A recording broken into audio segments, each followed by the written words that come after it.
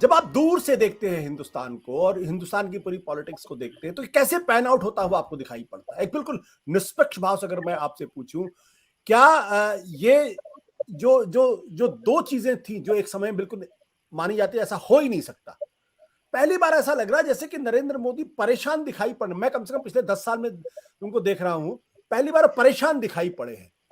और वो तनमनाए हुए से दिखाई पड़ रहे हैं, बहुत ज्यादा एग्रेसिव ऑफेंसिव दिखाई पड़ रहे हैं। आशुतोष जी, मैं इस बात से थोड़ा सा डिसएग्री करता हूँ कि पहली बार बैकफुट पे गए हैं। मैं आपको दो और उदाहरण देता हूँ हिस्ट्री में, अभी पिछले कुछ सालों में।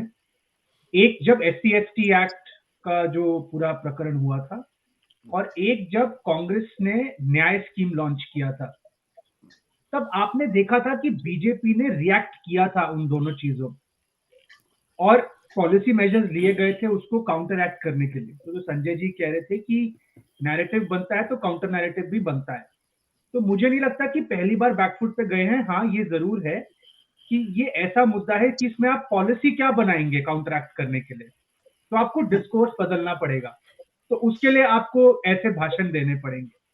तो मुझे लगता है कि करेक्ट बात है कि बीजेपी के अंदर और शायद प्रधानमंत्री जी के मन में भी होगा कि थोड़ा नर्वस हो रहे होंगे, लेकिन आपका जो मुद्दा है आज का वो इलेक्टोरल डैमेज का है।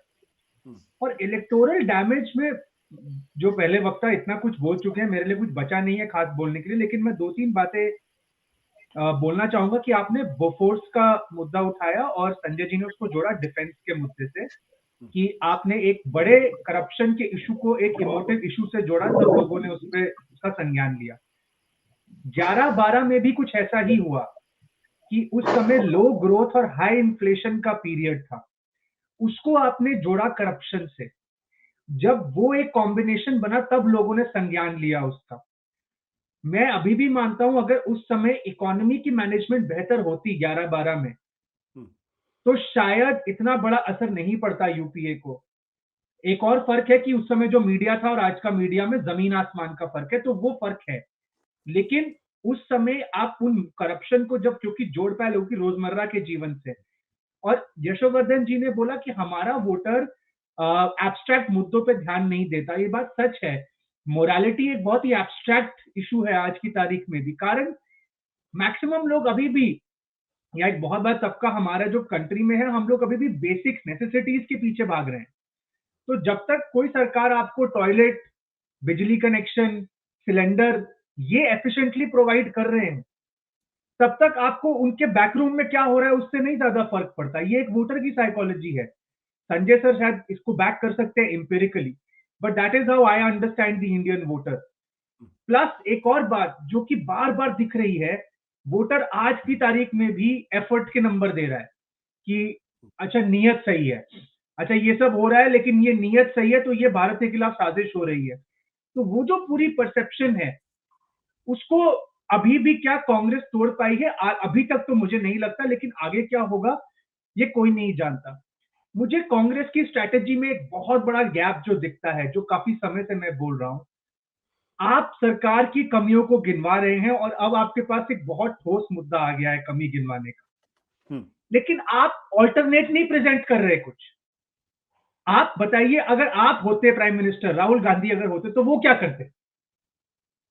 आप आप तभी तो एक्सप्लेन, या तो आप क्रेडिबिलिटी एक्सप्लेन करें कि आपका कोई ट्रैक रिकॉर्ड हो गवर्नेंस का, वो आपका है नहीं। मैं राहुल गांधी जी की स्पेसिफिक बात कर रहा हूं। और तो फिर आप उसको एक्सप्लेन करिए कि अगर मैं होता तो मैं ये 5 पॉलिसीज लेकर आता। तो क्या आप ला सकते हैं? अब आपने क्वेश्चन पूछ के चैलेंज किया है, आप पॉलिसी पे चैलेंज करिए। आखिर केजरीवाल साहब ने एक पॉलिसी पे चैलेंज किया था ना यूपीए को, अन्ना हजारे ने, कि चलिए लोकपाल लेकर आते हैं, ये एक आइडिया है। कांग्रेस की तरफ से मुझे वो ऑल्टरनेटिव नहीं दिख रहा है। मुझे अटैक्स दिख रहे हैं, लेकिन ऑल्टरनेटिव क्या है उसका वो नहीं दिख रहा है। इसीलिए मैं आज भी मानता हूं Rahul Gandhi what he has done with the Bharat जोड़ो यात्रा इज कमेंडेबल, फिनोमिनल है। लेकिन क्या स्ट्रैटेजी उनको फेस बना के रखना पॉलिटिकल सही है कांग्रेस की going into an election year? I disagree, I doubt that. मुझे लगता है कि वो बैकरूम सोशल मैसेजिंग वाला जो उनका एक काम है, एजेंडा सेट करने का, वो बहुत अच्छे तरीके से कर सकते हैं, उनका कन्विक्शन दिखता है। लेकिन जो पॉलिटिक्स में एक जो नाटकीय ढंग से सब कुछ प्रस्तुत करना होता है, प्लस एक गवर्नेंस की जो क्रेडिबिलिटी चाहिए वो अभी तक उनसे अटैच नहीं है।